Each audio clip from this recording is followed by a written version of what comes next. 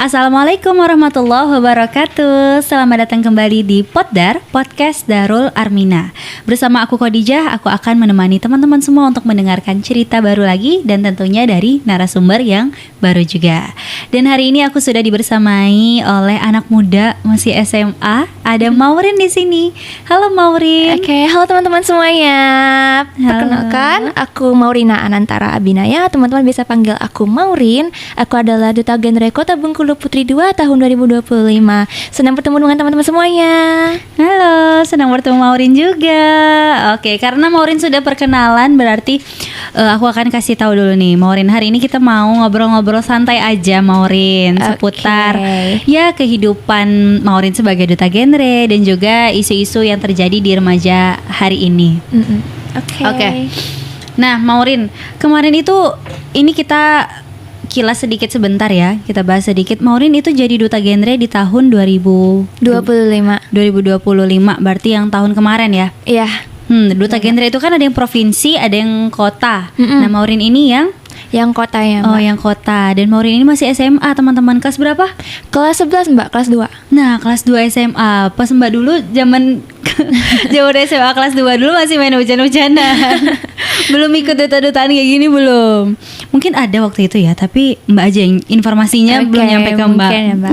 Iya, Mbak sibuk main soalnya. Oke, Maureen, hari ini kita mau bahas seputar isu remaja yang terjadi hari ini. Kalau untuk anak SMA sendiri sebagai duta genre, biasanya yang Maureen dan teman-teman lakukan, teman-teman SMA juga sekaligus sebagai duta genre, itu biasanya ngapain aja, Maureen? Oke, kalau Maureen ya sebagai duta genre ya, Mbak. Iya. Kalau untuk menanggapi kayak isu-isu remaja pada saat ini tuh, kami tuh selalu menjadikan seorang teman sebaya bagi teman-teman semuanya itu, maupun dia di latar belakang yang berbeda ataupun dia sudah terjerumus atau udah masuk ke lingkungan yang bebas itu, kami juga harus menjadi seorang teman sebaya agar ya orang itu nyaman untuk bercerita dengan kita dan kita juga bisa mengarahkan dia ke jalan yang lebih baik lagi gitu, Mbak. Gitu ya, berarti fokusnya lebih ke menjadi teman sebaya ya untuk teman-teman yang seumuran Maureen. Seumuran Maureen kayak jauh banget gapnya kita. Gak kok, masih muda aku. Nah, Maureen, kan banyak anak remaja yang sekarang itu kalau kita lihat ya, entah itu di dunia nyata, maksudnya yang di sekitaran kita ataupun di sosmed, di sosial media. Kalau anak muda itu, anak-anak yang masih sekolah lah, itu kayak apa ya bahasanya tuh, kayak los aja gitu, sekolah-sekolah, pulang sekolah langsung main, terus bebas aja gitu. Nah, kira-kira kalau menurut Maureen itu gimana? Oke, jujur Maureen dulu ya, Mbak. Maureen pernah juga kayak gitu sebenarnya. Gitu. Kayak datang ke sekolah, belajar doang, terus tuh pulang istirahat, terus tuh sekolah lagi. Itu juga pernah. Tapi di benak Maureen tuh ada waktunya dimana Maureen tuh kayak mikir, kok aku udah gini-gini terus ya? Gimana kalau misalnya aku tuh kayak orang lain gitu loh, kayak aku bisa aktif, aku bisa punya prestasi gitu. Aku juga kadang ngelihat orang-orang di luar sana kayak kok bisa ya dia bisa jadi sekeren itu gitu loh. Nah, jadi kalau mau menginjak ke fase-fase yang seperti itu tuh sebenarnya memang harus dari diri kita sendiri dulu sih, Mbak. Kalau untuk melakukan hal yang seperti itu, jadi memang tergerak dari hati kita sendiri. Nah, gitu ya, mesti tergerak dan sadar dari diri sendiri gitu ya, kalau kata Maureen. Bagus. Next lagi nih, Maureen, kan topik yang juga sering menjadi salah satu pembahasan teman-teman di Duta Genre itu kan adalah tentang hubungan yang sehat, pernikahan dini gitu-gitulah ya. Nah, kalau menurut Maureen itu ada, kalau bahasa kita mah ada red flag ya. Red flag gitu kan, bendera merah nih. Red flag apa yang paling sering anak remaja itu suka abaikan, yang sering diabaikan sama anak-anak remaja sekarang? Oke, jadi kalau untuk remaja-remaja sekarang ya, kalau Maureen lihat dari lingkungan Maureen sendiri itu, mereka refleks sama diri dia sendiri. Oh, misalnya gimana tuh, Maureen? Misalnya dia telah melakukan sesuatu yang mungkin buruk ya, Pak ya. Nah, mereka tuh nggak mikirin gitu loh, kayak kalau misalnya aku melakukan ini, apa ya dampaknya ke diri aku. Padahal tanpa dia sadari, dia sudah melakukan hal-hal yang membuat dirinya itu rusak secara perlahan. Oh, jadi dia red flag sama dirinya sendiri gitu. Jadi dia nggak sadar apa yang sudah dia perbuat itu atau yang sedang dia perbuat itu merusak dirinya sendiri gitu. Kemudian juga, nah kan banyak yang bilang nih kalau pacaran di waktu SMA tuh nggak penting. Nah, padahal tetap banyak aja gitu yang ngelakuin. Kalau menurut Maureen itu gimana? Kalau menurut Maureen ya Mbak, sebenarnya kalau untuk yang pacaran waktu zaman SMA gitu memang jujur aja memang nggak penting mungkin ya Mbak. Iya. Tapi kenapa masih banyak yang ngelakuin itu karena memang di usia remaja itu memang lagi love bombingnya gitu Mbak.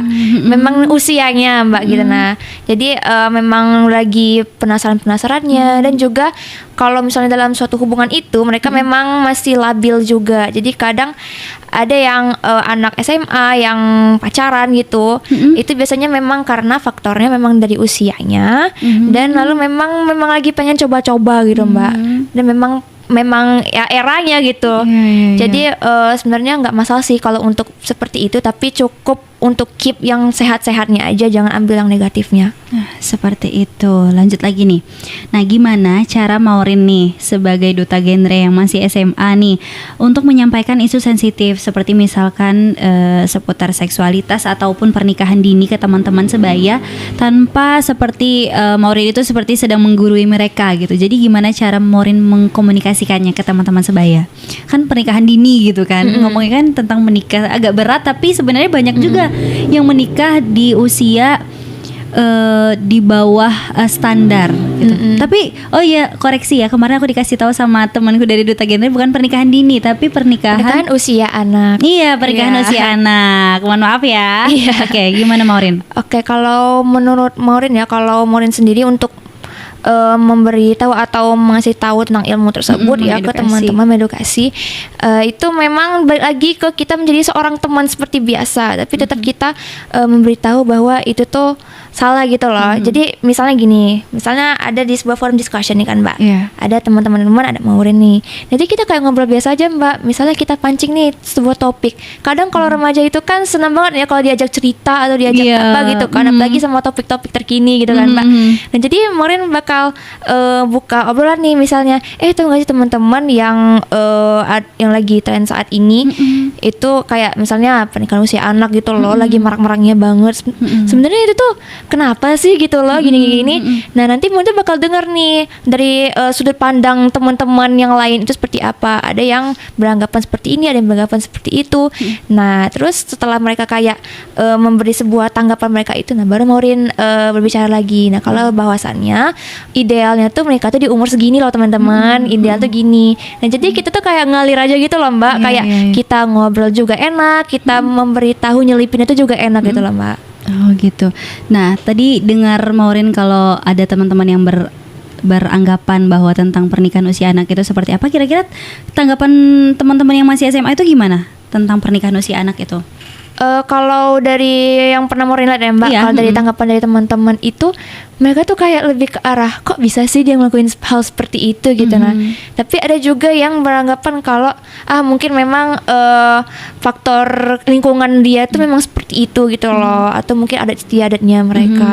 Itu mungkin juga tergantung dengan sudut pandang dari kehidupan orang masing-masing juga. Kalau menurut mereka rata-rata seperti itu.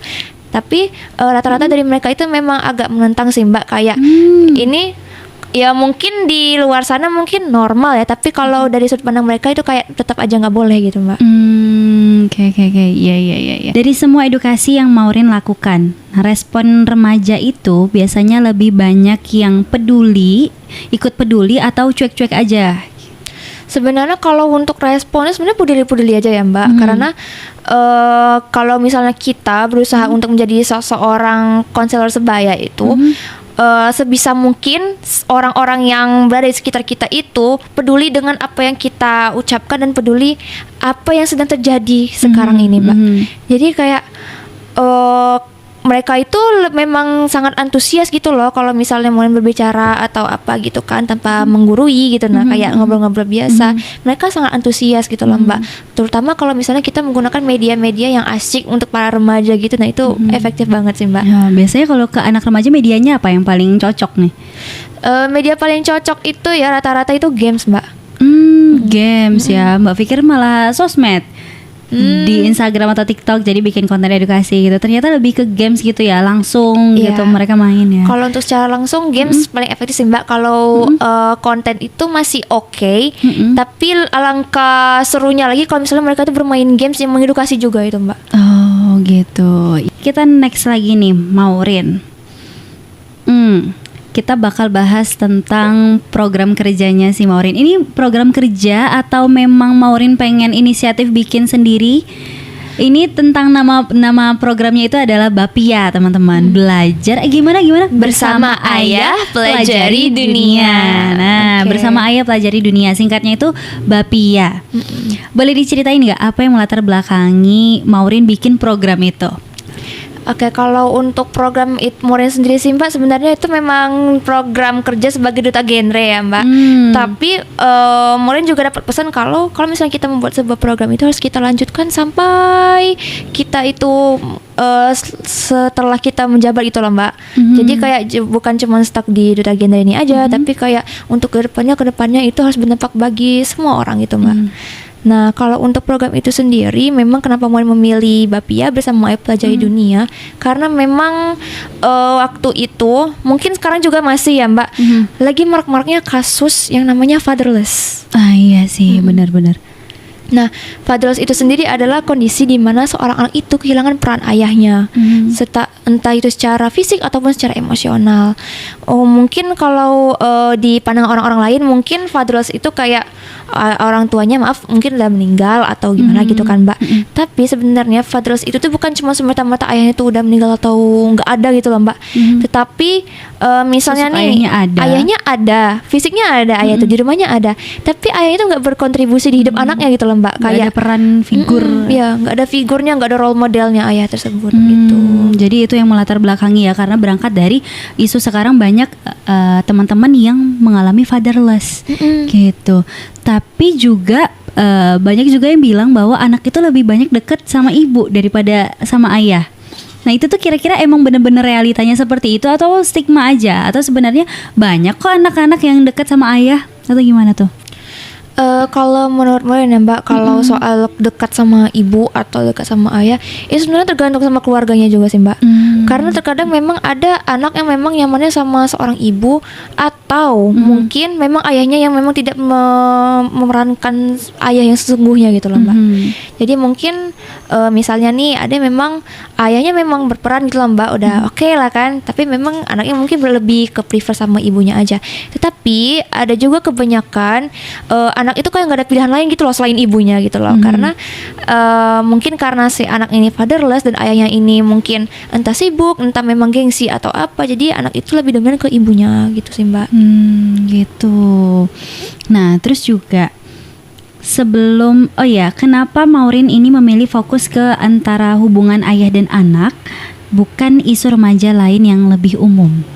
Oke, karena fatherless ini Mbak, meskipun seorang ayah kehilangan peran seorang ayah, kan mungkin umumnya kayak ayah tuh ya kerja gitu kan, pulang terus tuh udah bekerja lagi gitu kan. Nah mungkin dari sudut pandang beberapa orang itu memang kayak ya udah sih ayah kan memang kerjaannya ya kerja gitu kan.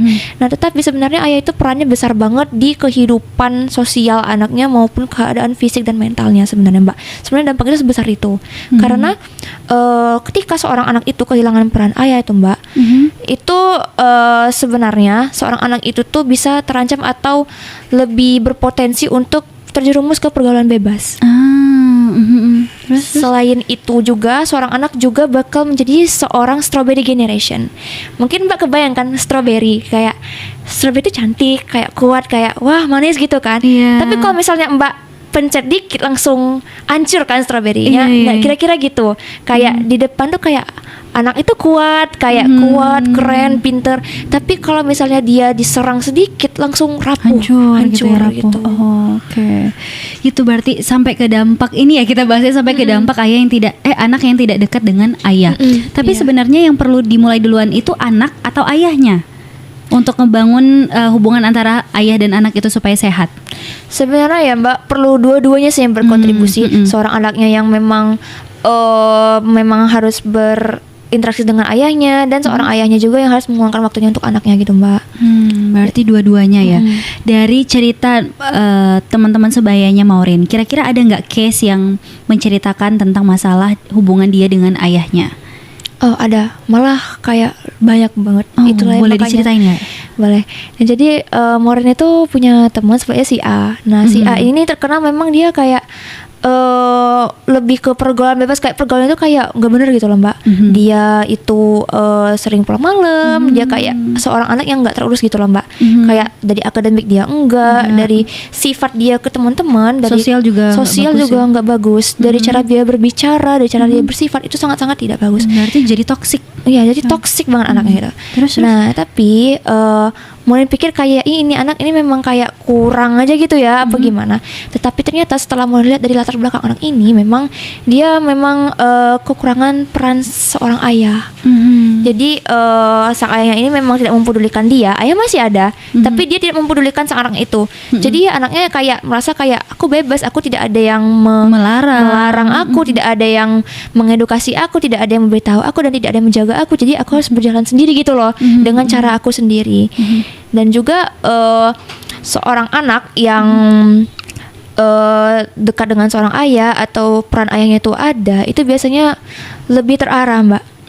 Lebih terarah karena seorang ayah itu bakal menegur loh kalau misalnya anaknya melakukan sesuatu yang tidak baik gitu loh. Misalnya, "Nak, jangan mainlah sama gitu, jangan ginilah." Nah, itu seorang itu juga bakal berpikir loh, "Oh, ayah aku tuh berbicara seperti ini loh ke aku, seorang ayah aku loh. Seharusnya aku mematuhi apa yang ayah aku perintahkan gitu loh, karena sang ayah aku itu memang tujuannya memang baik untuk diri aku sendiri juga gitu loh." Berarti kalau dilihat ya dari apa yang Maureen sampaikan, sebenarnya ayah itu cukup punya peran yang besar untuk mengontrol apa yang dilakukan anak ya, karena kayaknya anak itu lebih takut sama ayah. Iya, jujur sebenarnya ya dari dilihat-lihat dan dari cerita-cerita juga memang seorang anak itu sebenarnya takut sama ayah, dan bahkan Takut atau respect? takut malah. Oh, Jadi takut. kayak aku takut loh sama ayah, aku takut gini gitu loh. Jadi kayak kenapa gitu loh, seharusnya kita kan respect dan sayang ya sama orang tua meskipun ada aturannya, tapi kita seharusnya nggak sepatutnya setakut itu gitu loh. Entah mungkin karena seorang ayahnya memang dari sifat ayahnya atau apa temperamen memang gitu. atau gimana, itu kurang tahu juga sih, Mbak. Tapi memang rata-rata yang mulai lihat itu memang dia takut ke yang takut itu loh, Mbak, bukan yang respect. Karena kalau dia takut sama respect itu kan responnya berbeda gitu kan. Kalau respect dia akan menghargai, tapi kalau takut itu lebih ke apa yang ayahnya ucapkan itu artinya negatif aja gitu kan. Iya, kayak apa sih gitu lah, ayahku bilang ya udahlah diam-diam aja apa gimana. Nah, seperti itu kadang. Itu akhirnya nanti bikin anak jadi nggak terbuka ya, Rin ya? Iya, betul banget, Mbak. Jadi kayak kalau misalnya seorang ayah itu dia emosional juga nggak dijaga, anak itu jadi menganggap kalau respon seorang ayah dia itu kayak pokoknya semua yang ayah dia bilang itu kayak denial, kayak dihempas balik sama anak itu, dan malah dilarang. Kalau misalnya penyampaian dari ayahnya itu juga kurang baik. Gitu ya. Dan Maureen melihat itu di teman-teman sekitar Maureen ya. Itu benar-benar terjadi. Iya. Oke. Seru ya bahas tentang fatherless ini. Tadi bahas tentang programnya Mbak Pia ya. Iya. Nah, tapi kalau kita balik lagi ke program Mbak Pia nih. Untuk programnya si Mbak Pia nih. Mbak Pia ini itu ngapain aja, Maureen? Kalau program Mbak Pia ini sendiri mungkin ada 2 program, yaitu online dan offline. Nah, jadi kalau untuk yang offline itu mungkin buat kayak kotak vending machine tuh kan, Mbak, kotak yang jual beli minuman, kita tinggal pencet terus keluar. Nah, itu Maureen kepikir kayak gimana kalau misalnya kita buat game yang out of the box gitu lah, Mbak. Jadi kayak mau buat nih dari kayu kotak kayak vending machine, ada tombolnya, tinggal dipencet, keluar soal. Nanti misalnya soalnya seorang ayah itu perannya seperti apa sih? Jadi dia bisa, seorang yang bermain ini tuh bisa mengeluarkan pendapat dia. Dan selain isi soalnya seperti itu, juga ada yang kayak role playkan jadi seorang ayah atau juga soal-soal tentang ayah. Nah, jadi setidaknya kalau misalnya ada remaja yang sudah terlanjur jadi seorang fatherless, setidaknya dia tidak menjadikan anaknya seorang fatherless juga. Iya. Jadi memutus rantai itu ya. memutus rantai itu. Jadi cukup dari dirinya saja, dan cukup dia yang well educated. Jadi kayak oke, sip. Nah, tapi di mana part serunya? Nah, part serunya gini Mbak. Jadi kalau misalnya dia udah menjawab pertanyaan itu, dia bakal dapat poin sesuai dengan kartu. Jadi di ujung kartunya itu ada kayak poin 1, 2, 3. Nah, semakin besar poin yang didapatkan nanti pas di akhir kita akan ada sistem tukar hadiah. Jadi reward tukar reward. Jadi tukar hadiahnya itu sesuai poin yang paling tinggi. Jadi semuanya dapat tapi sesuai poin yang dia dapat gitu juga. Gitu. Itu Maureen udah mainin kemana aja tuh? Maureen udah main di cukup banyak sih Mbak. Di SMA 7 itu udah sekitar 3 kali dalam jangka orang sekitar 5-10 orang sekali main. Biasanya per kelas atau gimana tuh Maureen ajaknya? Biasanya Maureen pernah di selingkup Pick R, itu wajib banget selingkup Pick R. Terus teman sekelas, teman di ekskul lain. Jadi bukan cuma anak PR doang, tapi memang semua remaja yang ada di sekitar Maureen itu ajak main juga. Dan itu kalau di luar? Kalau di luar itu Maureen pernah memainkannya di SMA Negeri 1 Kota Bengkulu. Oh iya. Iya, SMA Negeri 1 itu sekitar 10 orang yang bermain dan responnya cukup baik dari mereka dan mereka cukup fun dan masuk juga ke mereka gitu. Nah itu kalau offline, kalau online-nya? Kalau online-nya itu Maureen buat sebuah game, Mbak. Gamenya itu kayak kita bakal menjadi seorang ayah, role play gitu Mbak. Jadi kita akan menjadi seorang ayah yang memiliki situasi yang berbeda-beda. Ada yang ayah yang memiliki seorang bayi, seorang balita, seorang anak remaja, dan seorang anak yang mungkin ingin menikah dan lain-lain sebagainya. Nah jadi itu di game ini tuh kita diposisikan bagaimana kita menjadi seorang ayah bersikap ke anak kita. Jadi kadang tuh kan kayak ayo kita berantaskan fatherless dengan cara jangan gini-gini ke anak, jangan gini-gini. Tapi kita nggak tahu kan di masa depan itu ini gambar jadi ayah itu gimana sih? Nah jadi kayak mau buat ini tujuannya biar kita tahu situasi aslinya, gambarannya gitu loh. Nah jadi di game ini tuh bakal ada beberapa ending. Jadi kalau misalnya si pemain itu memilih jawaban yang salah atau kurang tepat, itu bakal menjadi bad ending. Dan begitu juga sebaliknya kalau misalnya lancar dan pilihannya sudah tepat, maka good ending. Sudah pernah dimainkan? Sudah pernah dimainkan. Sama yang pertama itu di anak SMA Negeri 3 Kota Bengkulu. Itu sekitar 8 orangan. Terus di SMA Negeri 6 itu sekitar 4 atau 5 orangan juga. Terus sebenarnya lumayan banyak sih Mbak udah dimainkannya. Seingat Maureen juga pernah di SMA Negeri 4 juga udah pernah. SMA 4. Oke. Udah banyak ya berarti ya. Iya, lumayan. Seru. Itu ini pertanyaannya di luar Bapia nih. Tapi Maureen dengan menjalankan semua aktivitas itu apakah mengganggu jam sekolah? Kalau untuk melakukan aktivitas yang tadi itu Mbak, sebenarnya nggak ganggu sih Mbak, sama sekali nggak ganggu karena berarti di luar jam sekolah. Memang di luar jam sekolah. Jadi Maureen tuh kayak ngelihat tuh kan jadwal PR mereka. Oh PR misalnya PR SMA 3 di hari Rabu. Oke, berarti Maureen bakal memainkan ini di hari Rabu saat jam PR mereka. Jadi sama sekali tidak mengganggu jam pelajaran. Oh gitu. Seperti itu ya. Kita back to Bapia lagi nih. Oke. Nah Bapia ini kan bersama ayah pelajari dunia. Nah yang dimaksud dengan dunia itu seperti apa Maureen? Nah dunia ini kan luas kan Mbak. Iya. Nah kalau misalnya ibaratnya kita tidak ada pedoman atau role model di hidup kita, bagaimana caranya kita mengelilingi dunia ini, bisa kayak menghadapi dunia ini? Karena dunia ini kan kejam ya Mbak. Jadi kayak jujur aja kejam, keserem ya Mbak. Tapi jadi kayak kita tuh perlu seseorang role model yang mengarahkan kita gitu loh Mbak, untuk menghadapi dunia itu gitu loh Mbak. Salah satunya adalah ayah. Makanya bersama ayah pelajari dunia. Iya betul banget.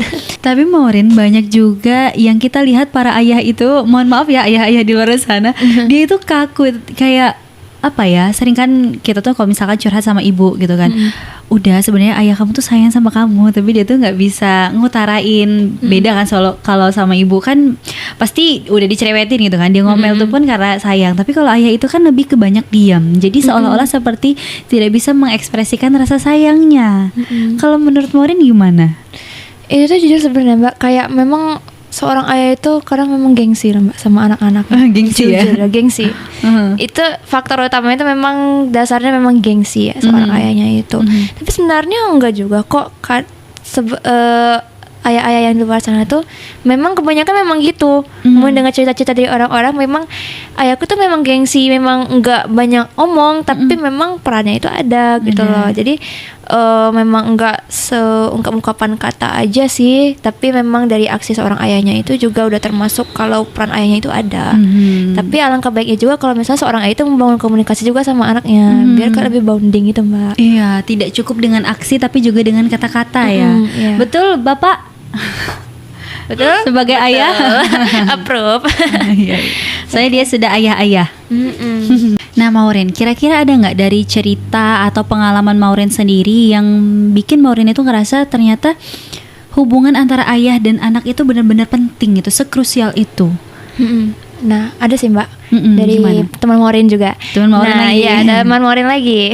Memang dapat banyak banget cerita seorang ayah itu, Mbak. Memang. Nah, dibanding yang cerita yang pertama tadi yang dia jadi orang yang toksik gitu, karena memang kurang dari perhatiannya. Nah, ini justru sebaliknya, Mbak.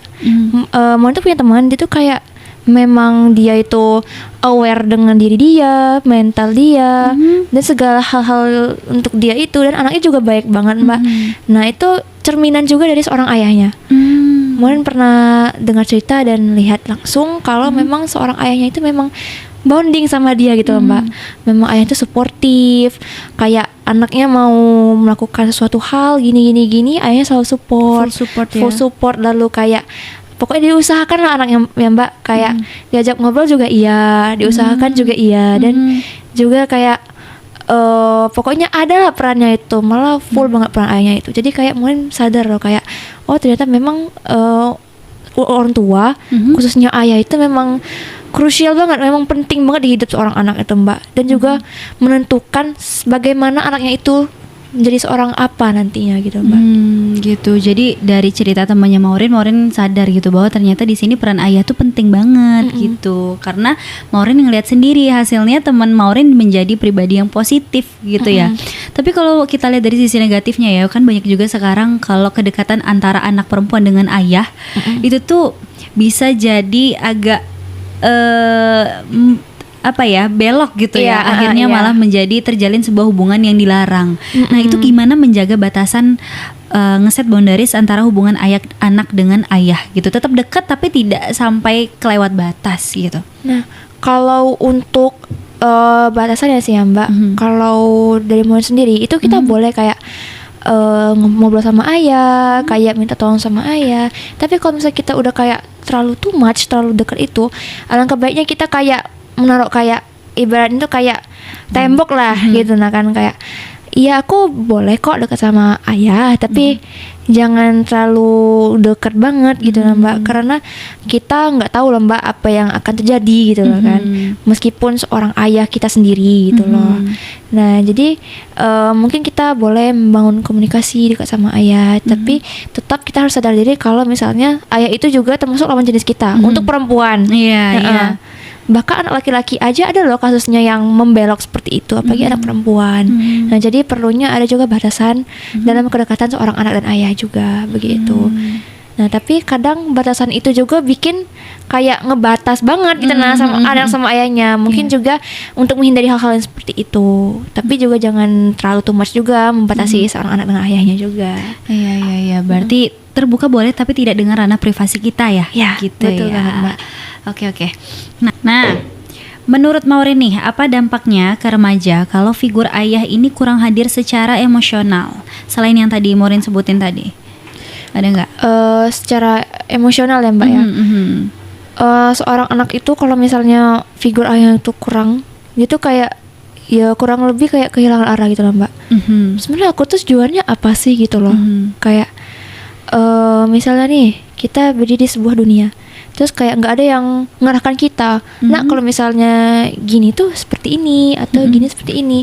Nah tapi kalau misalnya tidak ada, kita tuh kayak ngalur ngidul sendiri gitu loh, kayak muter-muter di situ aja, kayak gimana ya. Jadi kayak ada rasa kayak cemas dan ada rasa kayak bingung sendiri tuh loh di diri seorang anak. Bukan berarti peran ibu itu tidak dibutuhkan, cuman lebih ke belum cukup gitu ya. Iya, belum cukup. Dengan adanya peran ibu saja, tapi juga harus dilengkapi lagi, disempurnakan Iya, lagi dengan hadirnya peran ayah itu. Iya, betul. Nah, Mbak. kalau Maureen lihat ada nggak tadi sebenarnya udah kejawab ya, antara anak yang dekat dengan ayah dan tidak dekat dengan ayah itu apakah mempengaruhi sikapnya dan juga cara berpikirnya? Iya. Selain dari 2 contoh teman Maureen yang tadi, ada nggak? Kalau untuk itu sih Mbak kurang lebih sama aja sih Mbak kalian yang tadi, kayak sangat-sangat berbeda. Yang kalau misalnya kita bisa bandingkan loh Mbak, seorang anak perempuan misalnya dengan dekat dengan ayah dan yang tidak, itu biasanya dia lebih riang. Yang dekat dengan ayah, Iya. lebih riang. Lebih riang, lebih terbuka, lebih open ke orang-orang dibandingkan gitu. dengan seorang yang mohon maaf memang agak fatherless atau gimana gitu kan Mbak, sama seorang ayahnya gitu. Jadi kayak sikap anak, mood anak dan segala macam itu berpengaruh juga Mbak. Ya seperti yang Mbak bilang tadi, bukan berarti seorang ibu itu tidak bisa berperan, tetapi memang kalau misalnya di diri kita tuh nggak lengkap, pasti ada sesuatu yang ganjel gitu kan Mbak. Nah seperti itulah kira-kira. Berarti anak yang riang itu biasanya indikasi kalau dia tuh dekat sama bapaknya ya? Iya, enggak juga Apakah sih. aku dekat tapi- sama bapakku? Tapi enggak juga sih Mbak, tapi memang rata-rata memang kelihatannya nampak kok Mbak. Yang mana kalau seorang dari anak. Maureen sendiri nih, kalau tadi kan Mbak selalu minta ada nggak contoh yang lain, Tapi kalau Maureen sendiri gimana nih hubungan Maureen sama ayah Maureen? Nah, alhamdulillahnya kalau hubungan Maureen sama itu cukup dekat sih Mbak. Kayak ayah juga suportif, ayah ada perannya juga. Tapi memang karena seorang ayah itu juga bekerja kan Mbak. Nah itu kadang jarang ketemu juga sama ayah karena bekerja. Tetapi kan sekarang itu kan sudah ada fitur video call, Iya, telepon. Jadi nggak ada alasan lagi kalau misalnya kita jauh dari seorang ayah. Cukup telepon kayak bertanya aja kayak Cita, ayah hari ini aku gini loh. Itu sudah cukup lah Mbak. Kalau misalnya kita kayak mengobrolkan tentang seorang peran ayah. Jadi kayak kalau menurut Maureen, kalau dari Maureen sendiri sih alhamdulillahnya Maureen tuh cukup sih Mbak kalau untuk seorang peran ayah. Alhamdulillah. Oke, alhamdulillah ya. Terus kemudian juga kalau Maureen lihat ya, dari sisi fatherless tadi, sebenarnya itu tuh ayahnya yang memang yang pertama sibuk dengan pekerjaannya, kemudian dengan laki-laki yang kurang bisa mengekspresikan diri, dari sisi ayahnya yang memang kurangnya seperti itu, atau dari anak yang kan anak sekarang kan kita ya, di zaman sekarang kan banyak banget distraksi, banyak banget informasi yang rasanya tuh ngedistract kita supaya kayak bikin kita tuh terlalu sibuk dengan dunia kita sendiri. Akhirnya kadang tuh aku bertanya-tanya, ini tuh fatherless karena memang ayahnya atau karena duniaku yang terlalu sibuk gitu. Gimana kalau Maureen memandangnya? Oke, kalau dari Maureen memandang itu sebenarnya ada beberapa faktor sih Mbak. Yang pertama itu stigma atau adat istiadat sekitar. Memang mungkin ada beberapa di daerah yang memang kayak ayahnya itu memang nggak seharusnya dekat sama seorang anak gitu loh Mbak. Ada yang juga seperti itu. Lalu ada juga yang kedua memang faktor ekonomi. Mungkin ayahnya memang mudah bonding sama anak, tapi karena seorang ayahnya itu bekerja terus menerus, jadi kayak jadi asing sama anaknya. Misalnya kayak ada seorang ayah yang dinas keluar kota dan nggak ketemu sama anaknya bertahun-tahun. Terus pas ayah balik kayak anaknya nanya, ini siapa? Nah gitu. Nah kadang faktor ekonomi itu juga masuk ke faktor-faktor kenapa seorang ayah itu terkena fatherless. Terus juga yang ketiga itu yang seperti yang Maureen bilang tadi, kalau misalnya memang seorang ayahnya itu memang nggak membuka dirinya ke anaknya gitu loh. Jadi kayak bagaimana seorang anak ingin mengikuti dan menjadikan seorang ayah ini role model, kalau misalnya ayah itu tidak terbuka dengan anaknya gitu loh Mbak. Oh gitu ya. Berarti kalau misalkan dilihat dari sisi ayahnya gitu kan ayah sebagai sosok yang dewasa seharusnya dia juga yang lebih duluan untuk memposisikan diri sebagai ayah, karena anak kan masih kecil, dia belum tahu kan ya yang mana yang baik dan benar, apa yang harus dilakukan gitu kan. Bentuk respect sama ayah itu seperti apa. Berarti harus bisa dibilang mesti dimulai dari ayahnya dulu ya, karena kan dari kecil gitu. Iya, sebenarnya dari kedua orang tuanya sih Mbak, tapi memang dimulai dari ayah itu, seorang anak itu kayak pernah nggak sih Mbak dengar kayak apel tuh jatuh nggak bakal jauh dari pohonnya. Buah tidak akan buah jatuh. Buah nggak akan jatuh dari pohonnya. Oke. Iya. Nah jadi kayak apa yang dilakukan oleh orang tuanya itu setidaknya bakal ada footprint atau bekas atau kayak sesuatu yang bakal ditiru oleh anaknya. Jadi kayak perlunya seorang tua itu menjadikan role model yang baik untuk anaknya gitu Mbak. Oke gitu ya. Terakhir nih Maureen nih, dari program yang Maureen buat yaitu Bapia, apakah sudah ada kelihatan perubahan yang berdampak untuk teman-teman yang ada di sekitar Maureen? Oke, kalau dampak dari yang mau lihat sendiri itu Mbak, mereka jadi lebih aware loh Mbak. Jadi lebih aware kalau misalnya misalnya tanya nih, kalian tahu nggak sih Fadila itu apa gini-gini? Mereka langsung kayaknya mau kayak, oh aku tahu loh itu kayak seorang anak yang nggak ada peran ayahnya kan gitu loh. Jadi kayak mereka itu mungkin nggak bisa secara langsung karena itu bekal untuk mereka di masa depan, tapi mereka sudah mulai aware tentang itu. Oke, minimal udah mulai aware ya. Ya. Gitu. Oke, teman-teman, seru banget ya hari ini kita ngobrol. Tadi itu di awal kita udah perkenalan sama Maureen, kemudian di akhir kita ngobrol seputar fatherless ya, karena memang programnya yang dibangun sama Maureen ini adalah Bapia tadi. Bersama Ayah Pelajari Dunia. Boleh kepoin Instagramnya ya. Apa nama Instagramnya? Oke, boleh kepoin Instagramnya Maureen, maurina.aa. Atau kalau Bapianya? Bapia_by Maureen. Nah, di situ teman-teman bisa sharing juga sama Maureen ya. Iya, boleh banget. Maureen open kok. Nah, Maureen open kok. Oke, thank you banget ya Maureen ya sudah main ke sini, sudah berbagi ilmunya, sudah sharing, meluangkan waktu. Makasih banyak udah mau ngobrol. Terima kasih juga buat teman-teman yang udah nonton sampai akhir. Jangan lupa like, comment, dan subscribe. Oke. Aku tutup, sampai jumpa di episode selanjutnya. Wassalamualaikum warahmatullahi wabarakatuh.